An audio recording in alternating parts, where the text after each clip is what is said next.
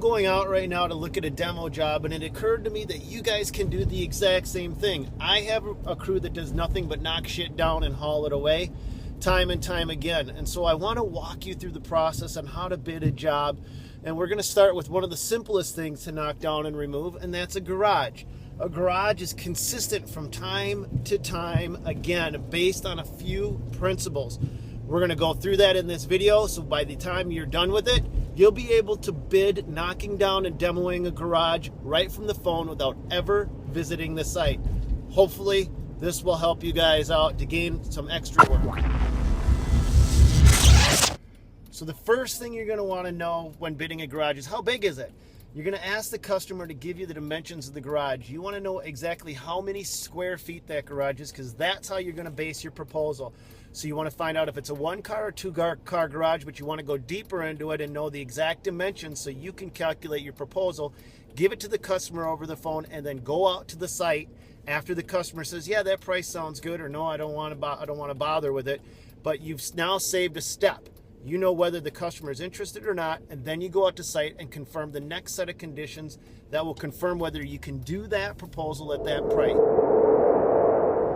So let's say the customer tells you that they have a 2-car garage and they tell you that the dimensions are 24 by 24. That equals 576 square feet. The average price for demolishing a garage or out structure or shed is about $3 per square foot. You multiply 576 by $3 per square foot, and that's going to give you, I think it's $1,728. There's your proposal. You can add the permit fee on top of that. I don't like to include that in that lump sum, but that's up to you whether you want to do that or not. But now you've got the basis. Before you commit to that price, you need to go out and confirm conditions. You don't want to go out and find this garage is tucked underneath a giant tree and it's got another garage right next to it and you've got no way of getting at it. So you always make sure you let the customer know that before you're signing on the dotted line to that, you're going to go out and visit their site. Another important thing to keep in mind is that a garage does not have a lot of interior walls. So you're going to bid demolishing a garage different than you would a house. Do not use this formula for house removal. There's a lot more that goes into it for removing houses and commercial structures than for a garage. We'll cover that in another video.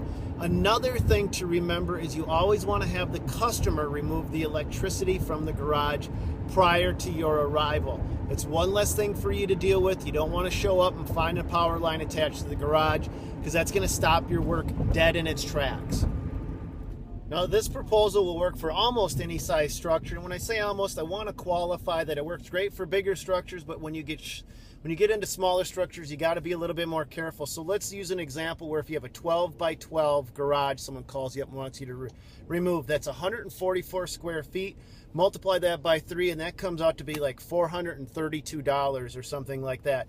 You've got to stop and ask yourself, is it really worth my time to go all the way out to their site, bring the equipment I need out, demo the garage, haul it away for a $400 bill?